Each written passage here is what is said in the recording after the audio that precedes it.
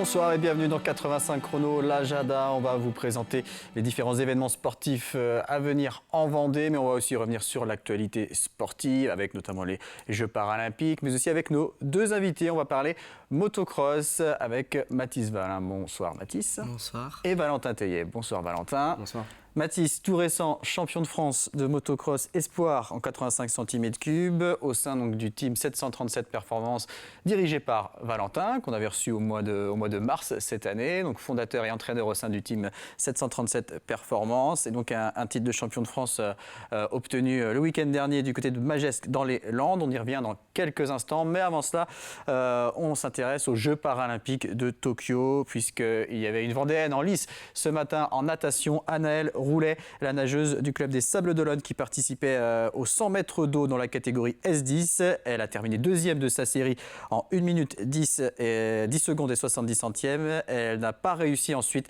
à se hisser sur le podium de la finale avec un chrono de 1:10,83. Elle se classe seulement 5e. C'est la Hongroise Bianca Papp qui l'emporte devant la Canadienne Aurélie Rivard et la Néerlandaise Lisa Kruger. Déception tout de même pour Anaëlle Roulet qui visait une médaille sur ces Jeux de Tokyo. Du côté du tennis en fauteuil, Stéphane Houdet a été sorti en quart de finale du tournoi simple après une belle bataille face au numéro 1 mondial, le japonais Kunieda. Défaite 7-6, 6-3 après 2h18 de match. Le joueur licencié à Saint-Hilaire-de-Riez tentera de se rattraper en double avec Nicolas Pfeiffer. Ils vont disputer la finale ce vendredi face aux Britanniques Alfie Hewitt et Gordon Reid. Voilà pour les Jeux de Tokyo. On s'intéresse également à la voile avec la solitaire du Figaro. La deuxième étape entre Lorient et Fécamp s'est achevée ce mercredi avec la victoire de Pierre Quiroga, skipper massif 2019. Il devance Tom Laperche sur Bretagne CMB Performance avec 56 minutes d'avance. Achille Debout termine 3e à 1h17. Et puis quant au Sablé, Xavier Macaire sur Groupe SNEF, il a connu une étape compliquée avec de nombreuses galères. Le vainqueur de la première étape se classe 14e à 2h24 de Pierre Quiroga. Pierre Quiroga, nouveau leader du classement général. Xavier Macaire est 2e à 1h36 minutes et 55 secondes. Le départ de la troisième étape entre Fécamp et la baie de Morlaix, ce sera dimanche, 624 000 à parcourir. Et puis un mot de basket avec quelques résultats de matchs de préparation qui avaient lieu mardi soir. Du côté du basket féminin, le RVBC s'est incliné face à Angers 58-71. Chaland, qui affrontait également Angers chez les hommes, s'est incliné également 66-85. Et toujours chez les hommes, l'équipe des Sables d'Olonne a battu La Rochelle 61-56. Motocross maintenant, donc avec nos deux invités, Valentin Tellier et donc Mathis Valin, champion de France espoir en 85 cm3, avant même la dernière épreuve qui doit se disputer les 11 et 12 septembre à Villars-sur-Écot, c'est ça. Victoire à Magescq, on va dire comme à peu près sur toutes les épreuves. Il n'y a que la première épreuve à Ernée en Mayenne où tu ne t'es pas imposé. On va voir quelques images donc, de cette dernière épreuve à Magescq. Quelle est ta réaction, même quelques jours après, maintenant avec un peu de recul, sur ce titre de champion de France? Bah ouais, franchement, je suis content. On a bien bossé depuis 2 ans avec Val et maintenant obtenir ce résultat, c'est super. Donc en plus de ça, je suis titré une épreuve avant la dernière épreuve. Donc franchement, c'est super et je remercie tout le monde, la famille, le coach, le team et puis tout ce qui suit. Alors là, on voit l'arrivée donc, de la dernière manche avec le team qui te reçoit avec le champagne, mais pas vraiment de grosse explosion de joie à ce moment-là. Non, parce que moi, je suis pas trop expressif, donc j'exprime pas trop ma joie, mais au fond de moi, ouais, j'étais vraiment content. Avec donc 9 victoires sur 10 manches, il y a eu 5 épreuves, hein. À chaque fois il y a 2 manches, 9 des 10 manches remportées, vraiment un championnat survolé. Est-ce que ça a été si facile que les résultats le montrent? Ça n'a pas été facile parce que j'étais un peu au-dessus, mais pas tant que ça. Donc on essayait de bosser, même si je gagnais les manches, on essayait de bosser les points. Et puis voilà quoi. Valentin, vous fondiez, j'imagine, pas mal d'espoir sur Mathis sur cette saison. Est-ce qu'il vous a surpris sur ce championnat? Alors, surpris, je dirais pas surpris, parce qu'on a bossé très dur cet hiver, comme il a dit.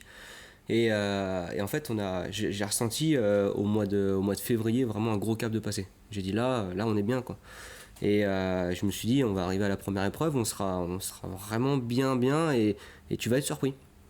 Et ça a été le cas puisque dès les chronos, il a vu qu'il était prêt quoi, qu'il était là et qu'on était qu'en vitesse, on était même mieux que les autres. Donc voilà, non, après, moi ce qui a été intéressant cette année surtout, c'est qu'à son jeune âge, savoir gérer un championnat, c'est hyper important pour l'avenir. Donc voilà, ça lui a donné beaucoup d'expérience. Cette année 2021, beaucoup d'expérience. Et ça, c'est vraiment le point positif. Sachant que vous insistiez souvent plus sur la façon de piloter que sur le résultat en lui-même, les points, les classements, les écarts avec les rivaux. Je crois que je ne vais jamais parler de points du championnat. On n'a même pas parlé une seule fois vraiment de résultats. Ça a été plutôt dire je veux que tu sois content de ton roulage et je veux être content de ton roulage. Donc si tu roules comme tu sais faire à l'entraînement, on repartira content ce soir. Et alors il y a eu des victoires, des belles victoires. Encore Majesque, il a gagné avec presque 1 minute d'avance. Mais à la limite, 1 minute, 30 secondes d'avance, c'était pas le point important, c'était surtout la manière dont il roulait. Cette année-là, pour moi, elle était aussi importante pour préparer la saison 2022 qui arrive. Mathis, Valentin, l'entraîneur, parlait de gérer un championnat, sachant que c'était une saison pleine, ce qui n'a pas été le cas en 2020. Il y a eu très peu de courses, le championnat a été faussé. Donc justement, qu'est-ce qui était compliqué dans cette gestion du championnat, des différents week-ends, des différentes courses ? Déjà, sur tout un long d'un championnat, le mieux c'est d'être constant toutes les courses, de faire le meilleur de soi, de gagner le plus. Donc comparé à l'année dernière, ça a changé parce qu'il n'y avait que 3 courses. Cette année, il y en avait le double, donc ouais, c'était un peu plus dur, mais on a réussi à s'habituer et puis ça m'a appris pour les années à suivre. Alors, déjà champion avant la fin, puisque avec 241 points au compteur, Paolo Macchio, le deuxième au classement, est à 188 points. Il y a 50 points à distribuer, donc Mathis ne peut plus être rejoint au classement. Il reste donc une épreuve les 11 et 12 septembre, où d'ailleurs tu ne seras pas finalement. Tu vas faire l'impasse sur cette dernière manche. Non, je vais pas faire l'impasse, je vais rouler. Je ne dis pas encore la catégorie pour le moment, mais on vous annonce une surprise. Oui, mais pas sur ce championnat d'espoir. Ah oui, non, pas sur ce championnat. Et Valentin, ce team 737 performances à 2 ans environ, mais c'est la première saison complète, on va dire, avec vraiment des courses qui ne sont plus annulées, et donc un premier titre pour le team. Bah oui, c'est génial. J'ai envie de dire, c'est génial parce que le team, on est encore jeune, quoi. Ça fait 2 ans. Mais en 2 ans, on a quand même maintenant une certaine crédibilité. On a des pilotes qui sont placés dans les devants du championnat, enfin des championnats, parce qu'on n'a pas que Mathis, on a aussi d'autres pilotes. On a pilote en championnat de France MX1, MX2, national aussi. Donc non, je suis très content de la saison de mes pilotes. Sincèrement, alors c'est vrai que c'était ma première aussi saison en tant qu'entraîneur à 100%. Parce que l'année dernière, j'avais mon team de moto, je roulais en même temps, j'avais vraiment plusieurs casquettes. J'ai tout reconcentré et maintenant ma casquette numéro 1, c'est d'être entraîneur et je vois les résultats que ça a donné. C'est hyper positif. Moi, je me suis régalé en tant qu'entraîneur. Je me suis régalé aussi avec le team. On est toute une équipe derrière et honnêtement... non, aujourd'hui, c'est sur la bonne voie et je vais tout faire pour que ça continue encore et encore à faire évoluer mes pilotes dans les meilleures conditions possibles. Alors justement, on va parler de l'avenir dans quelques instants, l'avenir du team, l'avenir pour Mathis, mais on va cela à quelques premiers rendez-vous sportifs à venir ce week-end avec du football notamment. Et en National 3, on va jouer la 2e journée avec 3 matchs en Vendée, dont 2 derbys, Chaland face à Fontenay, la Châtaigneraie face à Pouzauges et également le Poiré-sur-Vie face à Saint-Philbert. Ce sera samedi à 18h. La Roche VF se déplace à Saumur samedi soir. À noter qu'en National 2, les Herbiers se déplacent à Canet-en-Roussillon samedi. Et en D2 féminine, la Roche-ESO démarre son championnat à Metz. Un tournoi jeune samedi à Saligny, le tournoi Jeune Pousse, la 7e édition. 48 équipes, soit environ 400 joueurs des catégories U9, U11 et U13 seront rassemblés au stade Pierre-Guittet. Du cyclisme avec la Bernaudo Junior, c'est la 27e édition de cette épreuve internationale avec 30 équipes au rendez-vous, dont 5 étrangères. Le départ, ce sera à 13h à la Chaise-de-Vicomte, arrivée prévue vers 16h du côté de la Tardière. Et puis il y aura du triathlon également du côté de Saint-Gilles-Croix-de-Vie avec dimanche les distances M, S et des épreuves enfants. À noter qu'une journée était prévue également samedi avec une épreuve XS et un relais mixte. Elle a été annulée en raison d'un nombre d'inscrits trop faible. Et puis vendredi soir, rendez-vous au stade Jules Adoumègue à La Roche-sur-Yon pour le meeting national d'athlétisme, 32e meeting de La Roche-sur-Yon qui devait avoir lieu au mois de mai, qui a donc été décalé au mois de septembre. Il y aura du beau monde sur la piste vendredi soir. Je vous propose d'écouter le président de l'Athletic Club de La Roche-sur-Yon, Cyril Poirot, qui était à l'invité d'Alma Mouton mardi dans l'émission La Vendée en direct. On a de grands noms de l'athlétisme français que le public connaît évidemment. On a la chance d'avoir Jimmy Vico, qui était recordman d'Europe il y a encore quelques semaines avant les Jeux Olympiques de Tokyo. Recordman du 100 mètres, je crois, 9,86. Il y a bien sûr Christophe Lemaître, qui a déjà foulé la piste de La Roche-sur-Yon il y a un bon paquet d'années lors des interclubs jeunes avec son club d'Aix-les-Bains. Il revient nous faire le plaisir de courir le 200 mètres. Et il va être confronté surtout à Sacha Zoya, qui est un jeune en devenir, qui a été il y a une quinzaine de jours champion du monde junior et recordman du monde junior le même jour sur la discipline du 110 mètres haies. Il va se confronter à Christophe. Donc rendez-vous à partir de 18h vendredi soir au stade Jules Ladoumègue pour ce meeting national d'athlétisme.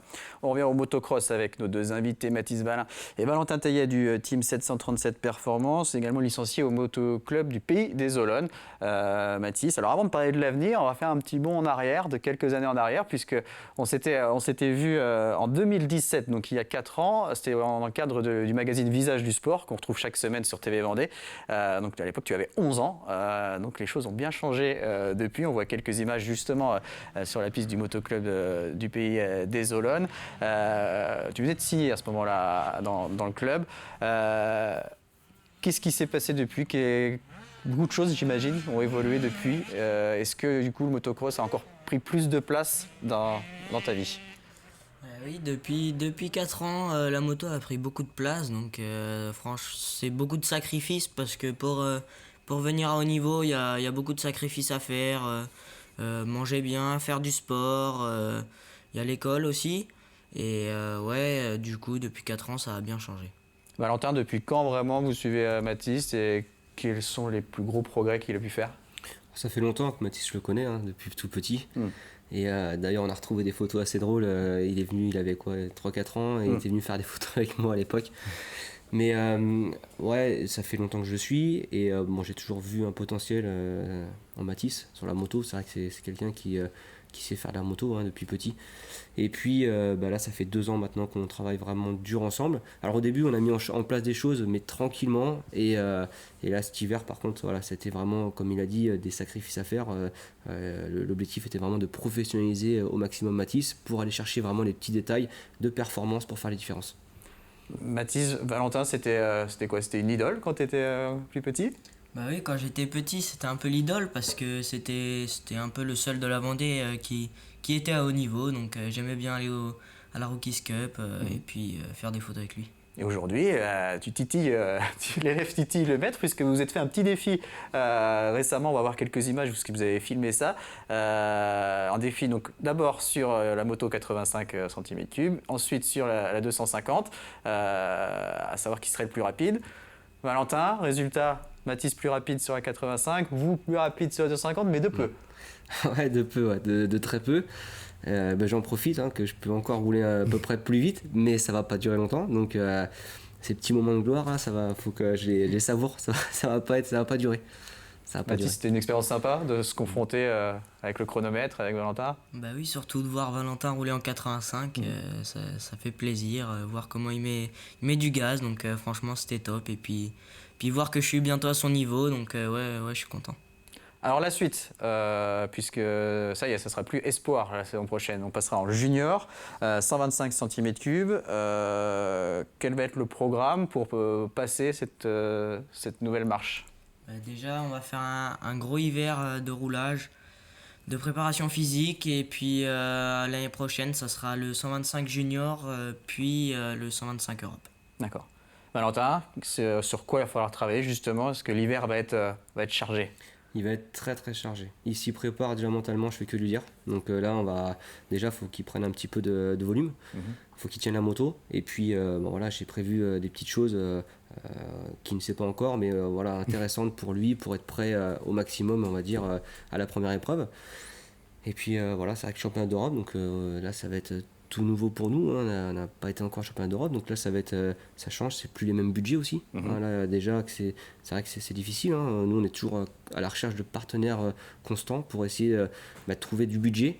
Et l'année prochaine, voilà, ça augmente, on part vraiment, on va faire plus de quasiment 150 000, 200 000 km à l'année.